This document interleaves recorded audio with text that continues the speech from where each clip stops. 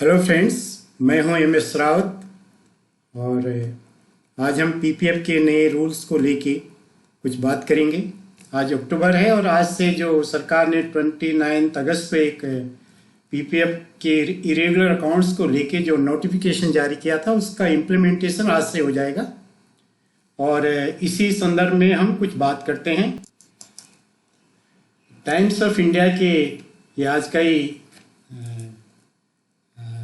में वो है न्यूज है कि new PPF rules effect today impact minors multiple accounts and NRI. इसका जो प्रभाव पड़ेगा एनआरआई पे पड़ेगा, मल्टीपल अकाउंट्स होल्डर पे पड़ेगा और माइनर्स पे भी पड़ेगा। तो हम पहले वीडियो में मैंने कहा था कि एनआरआई को शायद जो प्रिवेलिंग इंटरेस्ट रेट से वही मिलेंगे, लेकिन ऐसा नहीं है, उनके लिए भी चेंजेस कर दिए गए हैं। और जो मल्टीपल अकाउंट होल्डर है उसका तो बहुत ही क्लियर है कि जो प्राइमरी अकाउंट है, सेकेंडरी अकाउंट का जो भी अगर उसको डिवाइड करके पैसा लगाया है तो वो पैसा इसमें आ जाएगा और सेकेंडरी अकाउंट को क्लोज कर दिया जाएगा। टर्सरी अकाउंट है तो उसको तो खैर उस पर कोई शायद इंटरेस्ट भी नहीं दे रहे हैं। और बात हम यहाँ मल्टीपल अकाउंट्स और एनआरआई की नहीं कर रहे हैं, यहाँ हम बात करेंगे किड्स का। किड्स को लेके क्योंकि सारा मामला सेंसिटिव रहता है और किड्स के अकाउंट्स में क्योंकि किड्स को तो डायरेक्ट कोई इनकम टैक्स बेनिफिट भी नहीं और ये पैसा लंबे समय के लिए सरकार के पास रहता है, इसीलिए इसको टैक्स फ्री इंटरेस्ट, सरकार का दर्द वहाँ है कि जो इसमें इंटरेस्ट मिलता है वो टैक्स फ्री है। अदरवाइज आज की डेट पे जो पीपीएफ का जो इंटरेस्ट है वो कई जगहों पे जो एफडीज हैं, टर्म डिपॉजिट से उनसे कम है, लेकिन सरकार का दर्द ये है कि हम जो इंटरेस्ट दे रहे हैं उस पर भी टैक्स नहीं ले पा रहे हैं। इसी वजह से ये सारे बेसिकली सरकार भी क्या होता है, इसको फाइनेंस मिनिस्टर और ऊपर के लोगों को इसको भी पता नहीं, जो बाबू होते हैं वो अपना रिपोर्ट सही करने के लिए सारा जो है ऐसी जगहों पे सेंधबाजी करते हैं जहाँ से कि उनको बड़ी आसानी से पैसा मिल जाए। और इसी में जो प्रोविडेंट फंड का भी था वो केस तो मैंने बहुत डिस्कस किया। पीपीएफ, ये बड़ी दुख की बात है कि पीपीएफ को लेके बीजेपी सरकार के अंदर ये बाबू इतना एक्टिव क्यों हो जाते हैं।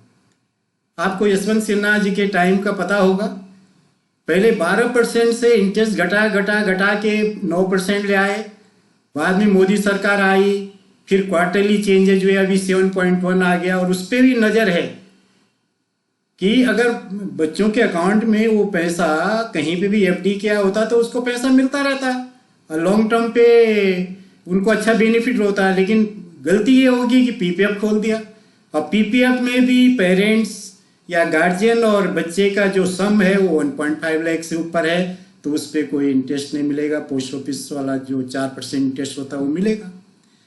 तो सरकार ये छोटी छोटी चीज़ों के लिए बहुत बड़े सेंटिमेंट्स को खराब कर रही है, क्योंकि बच्चे माँ बाप के साथ साथ देश के भी तो भविष्य हैं और बच्चों का जो पैसा काम आएगा 18th ईयर में उनकी पढ़ाई के लिए काम आएगा, उनके बिजनेस के लिए काम आएगा, वो कोई भी छोटा मोटा अपना काम कर सकते हैं और एक तरफ से सरकार के लिए अच्छा। तो क्यों 7% दर्द वहाँ है, क्योंकि इसकी जो इनकम है, जो इंटरेस्ट सरकार देती है वो टैक्सेबल नहीं है, उस पर ही सरकार टैक्स लेना चाह रही है। तो मैं यहाँ पे जो मल्टीपल अकाउंट्स की बात तो करूँगा नहीं और ना ही एनआरआई के, क्योंकि मुझे लग रहा था कि एनआरआई को स्पेसिफिक कंसिडरेशन दे रहे हैं, लेकिन ऐसा नहीं है। उनके लिए भी एज ऑन 31 सितंबर 2024 तक का एक शायद 4% इंटरेस्ट है और उसके बाद उनको इंटरेस्ट नहीं मिलेगा। तो they are bound to close their account. तो बहुत सारा पैसा सरकार के खजाने से एनआरआई ले जाएंगे, इंडिविजुअल ले जाएंगे।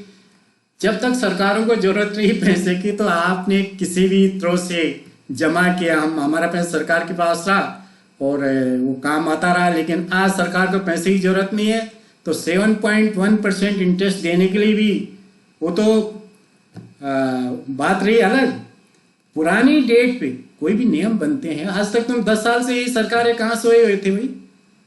या पेन से पता नहीं चल रहा था? NSDL और इनकम टैक्स और सारे डिपार्टमेंट्स को पता होता है कि इस पेन पे क्या क्या है। तो क्या ये पता नहीं चला आज तक कि इस पेन पे कितने अकाउंट्स खुले हुए हैं? और अब आई कि इजी मनी, कहाँ से इजी मनी मिले? तो कुछ नहीं है, मल्टीपल अकाउंट ठीक है, एक ही अकाउंट होना चाहिए। तो सारे लोगों को पता था डे 1 से कि एक अकाउंट होना चाहिए। और बच्चों के अकाउंट खोलने के लिए भी कोई भी एजेंट बोलता था हाँ बच्चों का अकाउंट खोलना चाहिए, लेकिन ये बहुत कम लोगों को पता था कि बच्चों के अकाउंट में मैक्सिमम लिमिट नहीं जानी चाहिए, वो पेरेंट या गार्जियन के अकाउंट से ही जो कुछ बांट के उसमें जाना चाहिए ताकि अपर लिमिट वायलेट ना हो। लेकिन ये लिमिट कोई सैक्रोसेंट है क्या? क्या सरकार इसी नोटिफिकेशन में ये नहीं कर सकती कि एक बच्चे का एक अकाउंट होना चाहिए, वो चाहे किसी का भी हो, कोई भी पेरेंट्स करे, ग्रैंड पेरेंट्स करे, रिलेटिव करे, और उसमें मैक्सिमम लिमिट 1.5 हो, उसमें 5,000 7,000 जमा करके क्या होगा? और यह था कि बच्चे को जब 18 ईयर्स का हो जाएगा उस समय उसको कम से कम अच्छी अमाउंट मिल जाएगी तो अपना काम शुरू। अभी कह रहे हैं कि 18 ईयर्स तक नहीं माना जाएगा, 18 ईयर्स के बाद ही उसकी मेच्योरिटी की डेट काउंट होगी। और अब 18 ईयर्स तक जो भी पैसा बच्चे के अकाउंट्स में उसमें 4% इंटरेस्ट मिलेगा। That is not reasonable. तो सरकार को और विशेषकर जो इसमें सरकार के बाबू हैं उनको इस बारे में सोचना चाहिए कि इस बच्चों के साथ क्यों खेल रहे हो भाई? बच्चों का जो कॉर्पस है जोन 110/2024 उसके लिए हम सभी रिक्वेस्ट करेंगे कि बच्चों के अकाउंट्स को न छेड़ा जाए और उसके लिए एक लिमिट हो जाए बच्चों का। वही हम ये कह रहे थे कि बच्चों के लिए 1 चाइल्ड 1 गार्जियन, कोई भी हो 1 अकाउंट, ये बात सही, एक अकाउंट ही होना चाहिए, मल्टीपल अकाउंट का सवाल ही नहीं है। 1.5 lakh deposit in every financial year respective of guardian deposit in on PPF account. और दूसरी चीज है कि जो no change in minor PPF interest from back date से आप उसको इतना नुकसान देंगे, उसका जो मूलधन ही आएगा 4% इंटरेस्ट क्या होता है? अभी इंटरेस्ट रेट्स बढ़ गए हैं और सरकार को थोड़ा इसको रिकंसिडर करना चाहिए। हमारी यही रिक्वेस्ट है आपके माध्यम से, और आप सभी लोग अगर इसको करवाते हैं और सरकार को अलग अलग फोरम पे या PMO साइट पे, FM साइट पे लिख देते हैं तो मुझे उम्मीद है कि सरकार करेगी, क्योंकि इससे बहुत ज़्यादा बेनिफिट होने वाला नहीं है फाइनेंशियली, लेकिन ये सबका सेंटिमेंट खराब करेगी। ऑलमोस्ट जो लोग कर सकते थे सभी ने बच्चों के अकाउंट्स को भी PPF दिया है, बच्चों का PPF अकाउंट दिया है और उनकी लिमिट का ध्यान नहीं रखा, क्योंकि जब से भी PPF आया है कभी किसी ने कभी इस बारे में बात नहीं की। तो लोगों ने ये स्ट्रिक्ट लोग सोचते थे कि ये स्ट्रिक्ट नहीं, ये जो है ऐसा माइल्ड है, सरकार को पैसे की जरूरत होती थी और सरकार दुनिया भर के वर्ल्ड बैंक से और दूसरे बॉन्ड से और दुनिया भर का कर्जा लेती है। यहाँ पे तो 7.1 में लोग मनमाना पैसा सरकार को दे रहे हैं, तो उस पैसे का यूज करें, उस पर स्ट्रिक्ट होने के बजाय उसको कंसीडर करें, रिकंसिडर करें, मेरी रिक्वेस्ट है।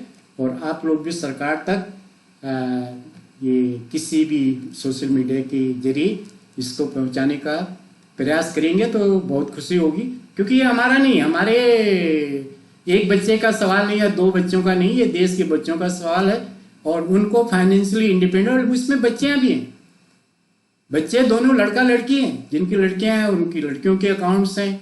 और ऐसा किसी ने नहीं किया है कि एक पेरेंट ने एक बच्चे का 2-2 3-3 अकाउंट्स किए हों, ऐसा कहीं कोई केस शायद नहीं मिलेगा।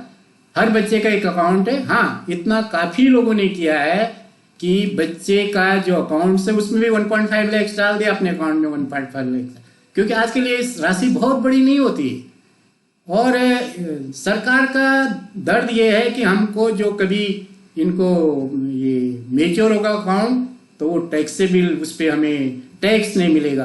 बाकी इंटरेस्ट के रेट से आजकल जो टर्म डिपॉजिट्स है 8-9% दे रहा है, 7.1 है। तो मेरे को नहीं लगता है कि बहुत ज़्यादा रिपीट करने से फ़ायदा नहीं, बहुत ज़्यादा फाइनेंशियल बेनिफिट होने वाले नहीं है।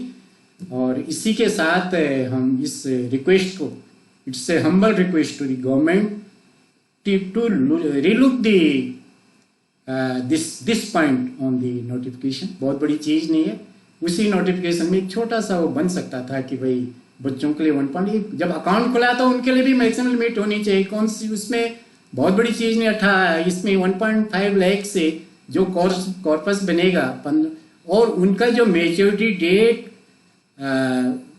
उसी दिन होना चाहिए जबकि वो 18 ईयर्स के हो रहे हैं, तब तो वो पैसा काम आएगा। फिर वो अपना कुछ इस अकाउंट को आगे फिर 15 साल तक मजबूरी में रखेगा। ये पैसा उसकी जो प्राइमरी जो बेसिक नीड्स हैं 18 ईयर्स में, हायर एजुकेशन और बिजनेस या व्हाट्सएवर, उसके लिए है। धन्यवाद, थैंक यू वेरी मच।